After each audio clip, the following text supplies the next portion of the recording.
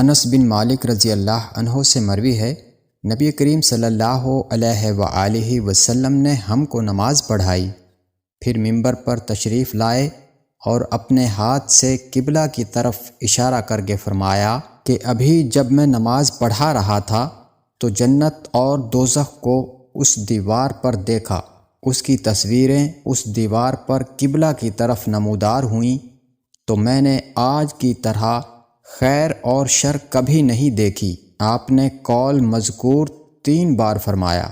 نبی کریم صلی اللہ علیہ وآلہ وسلم نے فرمایا، لوگوں کا کیا حال ہے جو نماز میں اپنی نظریں آسمان کی طرف اٹھاتے ہیں۔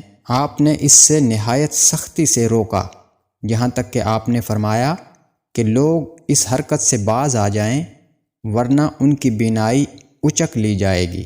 سیدہ عائشہ رضی اللہ عنہا سے مروی ہے کہ میں نے رسول اللہ صلی اللہ علیہ وآلہ وسلم سے نماز میں ادھر ادھر دیکھنے کے بارے میں پوچھا۔ آپ نے فرمایا کہ یہ تو ڈاکہ ہے جو شیطان بندے کی نماز میں ڈالتا ہے۔